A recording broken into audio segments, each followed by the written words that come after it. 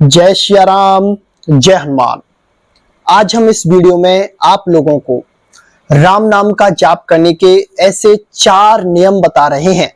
अगर इन नियमों को आप अपनाते हैं तो आपको परमात्मा की प्राप्ति होगी, आपको प्रभु श्री राम जी से प्रेम होगा, आपके जीवन में जो भी परेशानियां चल रही हैं उनका निराकरण हो जाएगा और आपके अंदर श्री राम जी की अनन्य भक्ति जागृत होगी, जो कि आपको जन्म मरण से मुक्त कर देगी और आपके जीवन को बदल देगी। ये 4 नियम हर किसी को अपनाने चाहिए। ये 4 नियम जो अपना लेता है उसके जीवन में राम नाम की कृपा स्वतः ही जागृत हो जाती है। जो सबसे पहला नियम होता है, इस नियम को हमने कई बार कई वीडियो में इसका जिक्र किया है। यह नियम होता है आलस्य ना करना। अगर आपका राम नाम के जाप करने का जो समय है और जिस तरह से आप जाप करते हैं, जिस माला से जाप करते हैं, जिस आसन पर बैठ के जाप करते हैं, उसी समय पर जाप करिए। चाहे आप 15 मिनट श्री राम जी के नाम का जाप करिए, चाहे आप आधा घंटा करिए, चाहे आप 2 घंटा करिए, लेकिन एक नियमित तरीके से करें। और इसमें आलस्य तो बिल्कुल नहीं होना चाहिए।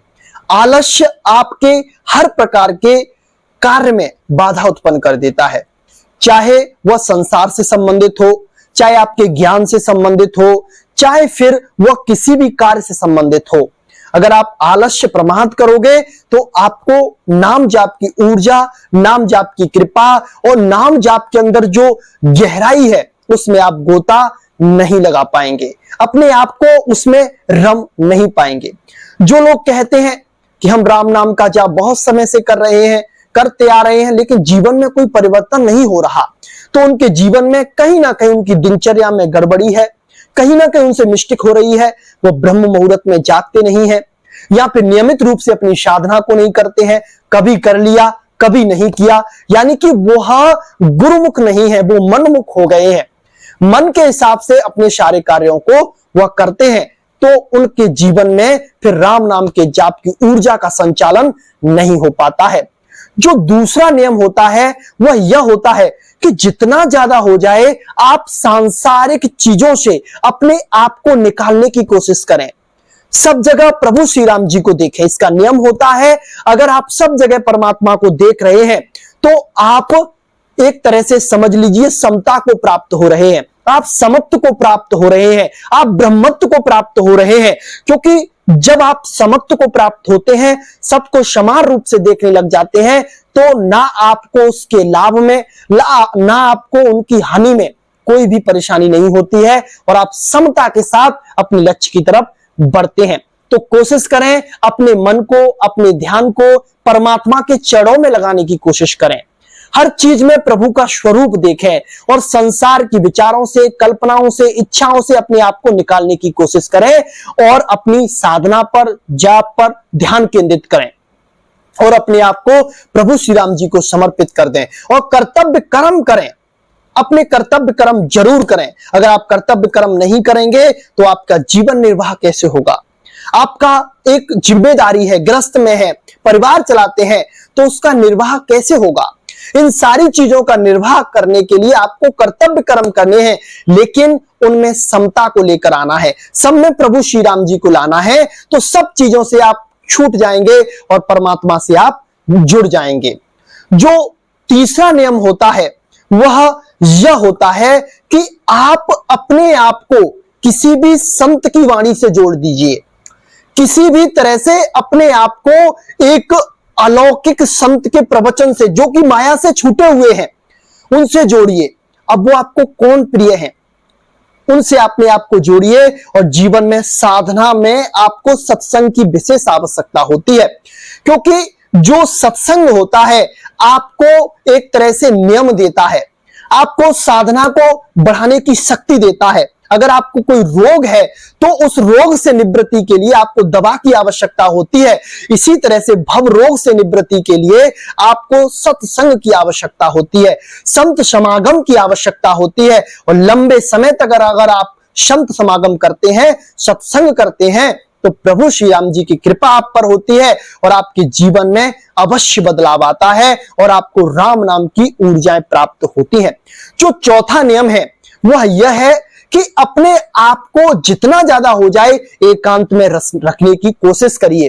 राम नाम का रसास्वादन लेने की कोशिश करिए, उसमें डूबने की कोशिश करिए। एक अंधे व्यक्ति को अगर गुलाब के फूल के बगीचे में भेज दिया जाए तो उस फूल को वह देख नहीं सकता, उसको वह परख नहीं सकता, तो वह उसका आभास तो कर सकता है, उसकी खुशबू को तो वह समझ सकता है, उसको धारण कर सकता है।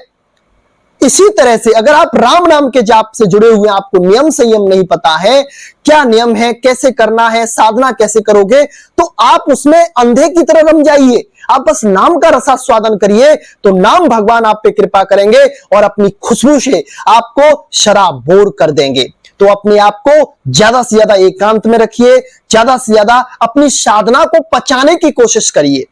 देखिए, आप जैसे ही साधना करना शुरू करते हैं या हम कोई भी हो, अगर आपको सही नियम नहीं पता होता, सही गाइडेंस नहीं पता होती, तो आप उसमें बहक जाते हैं।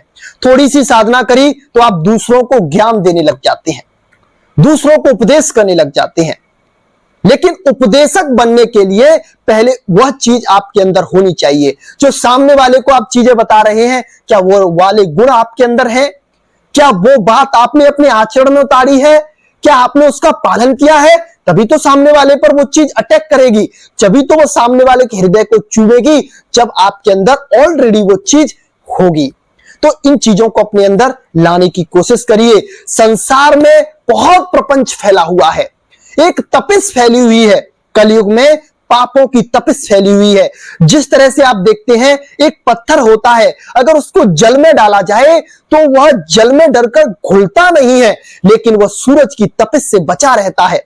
इसी तरह से अगर आप संतों के वचनों पर गुरुमुख होकर आप सत्संग के द्वारा अपने आप को राम नाम के जाप से जोड़ देते हैं, राम नाम का जाप करने लगते हैं, तो आप संसार के प्रपंच से जो पापों का जो तेज है, जो पापों की तपिश है, उससे आप बच सकते हैं और प्रभु श्री राम जी से आप अपना एक रिश्ता जोड़ सकते हैं। तो अपने आप को राम नाम से जोड़िए, अपने आप को गुरु प्रदत्त साधना से जोड़िए, अपने आप को प्रभु श्री राम जी को समर्पित करिए और फिर आगे बढ़िए। आपके जीवन में सब मंगल होगा। श्री राम जी आप पर अवश्य कृपा करेंगे। आज के लिए बस इतना ही। जय श्री राम, जय जय हनुमान।